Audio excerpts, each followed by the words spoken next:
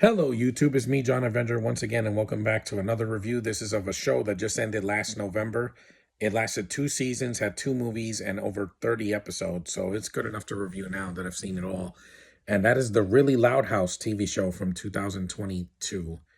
It was spawned from the Christmas movie that came out a year earlier, and it had a Halloween special, which is still my favorite Really Loud House thing because it was so long and epic and it was so funny from 2023. And yeah, the show was really funny. Like, this was my kind of show. Jonathan Judge is a good director. He worked with these very talented children. The kid that plays Clyde, the kid that plays Lincoln, the beautiful girls like Sophia Woodard as Luna, and Annika Former as Lynn Jr. You have the gorgeous Lexi Benedetto as Lori, the oldest, the most beautiful in my opinion. You have Ava Carlton, who should be the voice of Amy Rose for Sonic 3. That's my choice for her because she has a cute voice as Lenny Loud, the fashionista. You have Lexi Janicek, yeah, or is it Jasenek? I think it's Janicek as Lisa Loud. You got Lana and Lola, played by two twins, Mia Allen and her sister, Ella Allen. They were adorable together. You have Catherine Bradley as Luann Loud. You have this girl as her sister, was it Aubryn or something like that, as her sister plays Lucy Loud, the dark, emo goth chick. And then you have the others. You have, of course, Brian Stepanek as the voice of the robot, and he's the Lynn Loud Sr. And then you have Rita, played by, they recast her, Jolie Jenkins, she was a hot mom here. And then you have the baby. I don't know who played her because I didn't look it up. But she missed a lot of episodes because, again, she's a baby. But she was cute as the little one. What was her name? What was it? Lala, Lola, Lucy, Luann, Lori. They all have an L in their name, but not her. Lily. Yeah, Lily is the baby. But it was a fun show. It made me laugh. Some of my favorite episodes had the girls in it. Like, I really like the Three Parties episode. I like the episode with where they do that movie, that fan film that they're trying to make. And then, this guy's pants are too tight or something like that. Lori's boyfriend. I love the episode with when they go to the drive-in and Lori says the hottest line of all time, "You big strong man." Yeah, I love that. There were some side characters I didn't care for. Like I said, Clyde's parents, didn't care about them. You know why? I didn't care about that British neighbor that was Indian, that he ate a bunch of chicken. I'm like, why was he in the show? I don't know. He was annoying. I did like Liam and Butch and Zach, Lincoln's other friends, the redhead with the freckles, and the Southern kid, with the Southern accent. He's great. I like him. And Zach is the other one. What's his name? He had the freckle face, him. I'm trying to remember because, there's a lot of episodes and a lot of characters. Who was Zach? Oh, yeah, the kid with the glasses, right? Yeah, I think so, yeah. And they're likable characters. I think they really sell the show because it's a kid's show. There's some, toilet humor and there's some dumb things in it, but it had heart. There's an episode that the finale made me cry because I felt, emotion with the two twin girls, Lana and Lola. It has a lot of family, issues that they have, and then they solve it, and they say that the Louds are better together. There were some great songs in the show. The musical episode where Lincoln loses his memory has had some great musical numbers and some fun, choreography as well, and references to Broadway shows and such. It has a sense of fun to it, a lot of colors, outfits, sexy girl outfits, whenever they put, there's two boys, I'm not kidding, in the show that hit on Luna. Because look at her. She's a gorgeous girl with short hair that can sing with a guitar. That's awesome. The show, made me smile. It got me through the COVID pandemic, guys, because I got COVID the same year the show came out.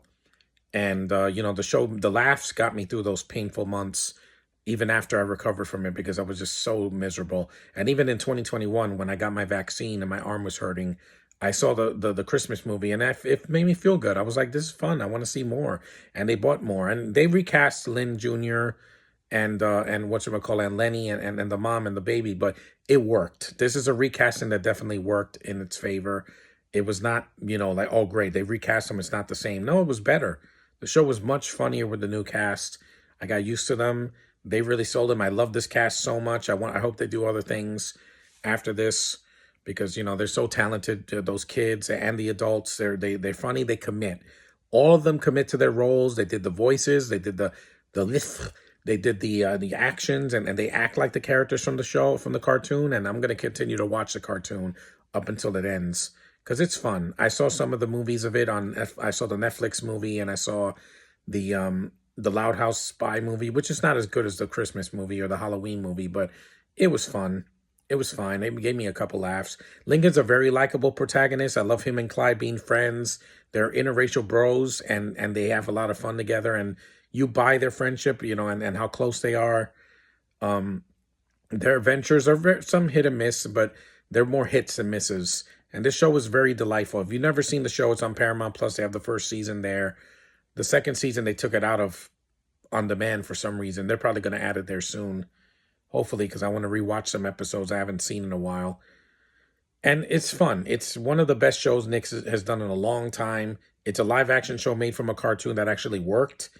It had the same spirit of the cartoon. It was funny. It was charming. The characters are very, very likable and colorful and, enchanting. And it has a lot of girls in it. So that was always a plus for me, even though you would think that with like 10 girls and 2 guys and 1 adult male, that it was going to be a little bit overpowering, but it's not. This is not The Acolyte. This doesn't spit in the face of men or boys. It respects both genders, and it's fun for all ages, mostly. Some themes in it I didn't care for. Like I said, the Clyde's parents and Luna's, preference.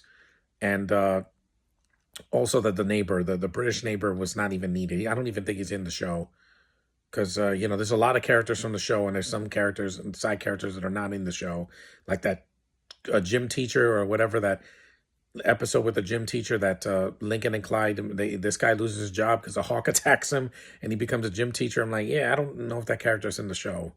I don't know. I've never seen the whole thing, but it's fun. If you've never seen it, I recommend it. Don't listen to critics who call it, like, they give it like a 5.5 saying it doesn't translate well. No, it captures a lot of the essence of the cartoon, and that's why it was successful. It could have had another season, but these kids outgrew the roles, and they're going to move on to better things. And hopefully they stay on the well beaten path and don't lose their way like a lot of these Nick stars did over the years, where they either got molested or they died too young, or they just got into substance abuse, or they got into crime. Yeah, just stay on the well-beaten path, guys. Stay clean, stay sober, and just do your job and live life to the fullest, because, you never know what could happen. But anyway, on a lighter note, I think the show is fun. Watch it. If you have kids, definitely let them watch it. It's not too much that's going to offend them. It's not violent.